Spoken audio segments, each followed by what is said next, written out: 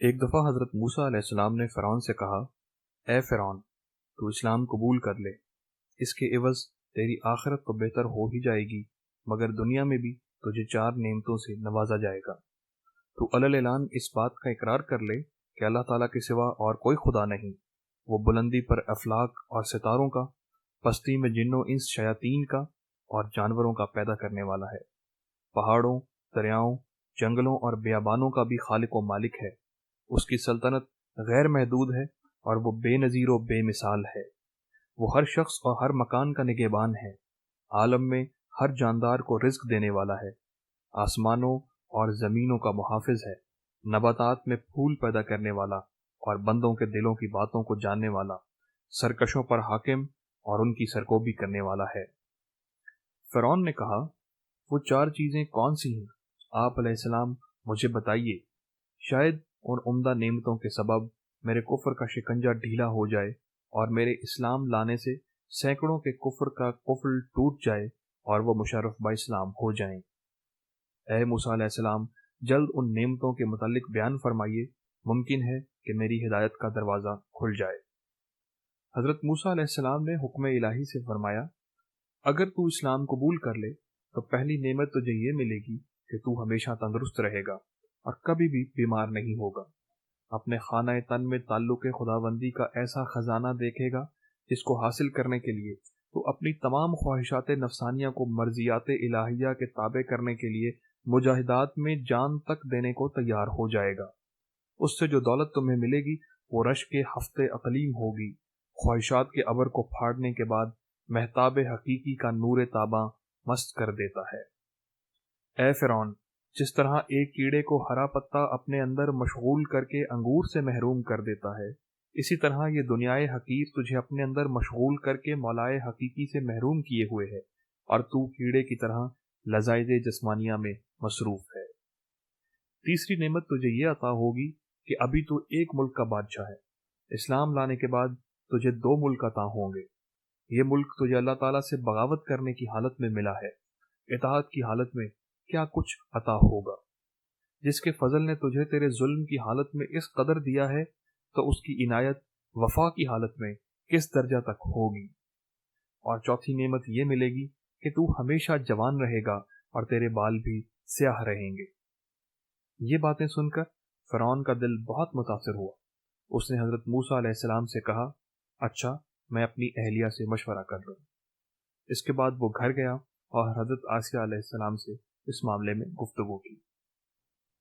جب فرعون نے اپنی بیوی حضرت آسیہ علیہ السلام سے جب یہ ماجرا بیان کیا تو انہوں نے کہا کہ ارے، اس وعدہ پر اپنی جان بھی قربان کر دے، کھیتی تیار ہے اور نہایت مفید ہے، اب تک جو وقت گزرا ہے سب بے فائدہ گزرا ہے۔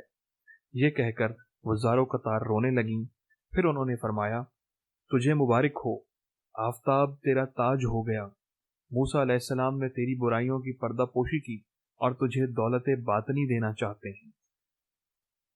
میری تو رائے یہ ہے کہ تجھے کسی سے مشورہ کرنے کی ضرورت ہی نہیں تھی، تجھے تو اسی مجلس میں فوراً اس دعوت حق کو خوشی خوشی قبول کر لینا چاہیے تھا۔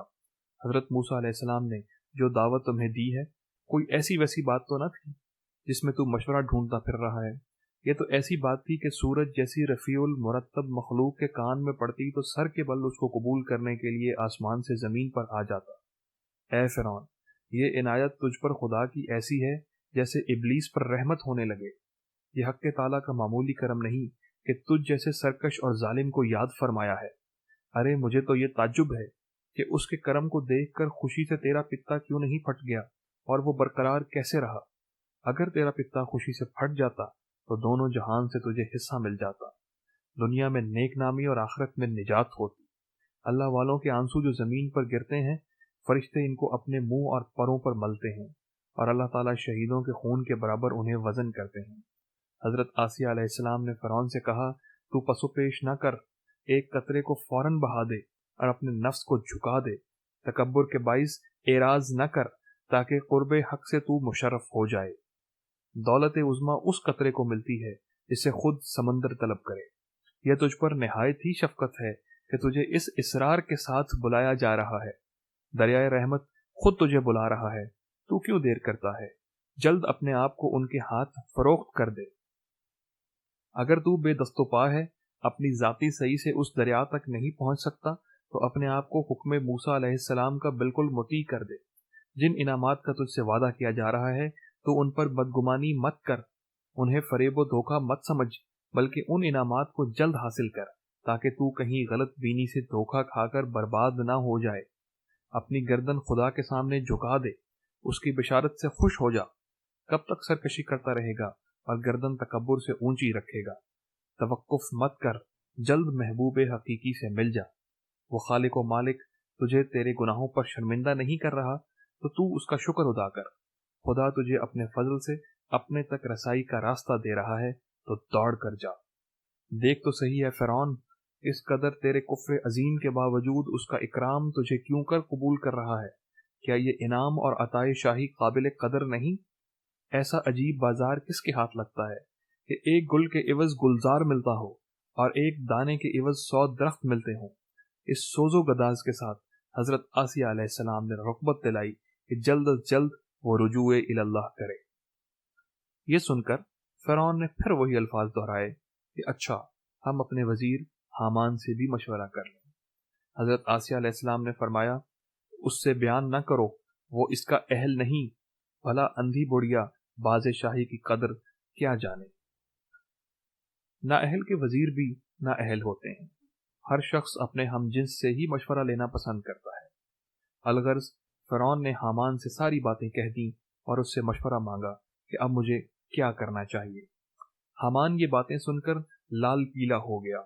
غم و غصے میں آ کر اس نے اپنا گریبان چاک کر ڈالا، شور مچانا اور رونا دھونا شروع کر دیا، اپنی دستار کو زمین پر پٹک دیا اور کہا، ہائے، حضور کی شان میں موسیٰ نے ایسی گستاخی کی، نعوذ باللہ۔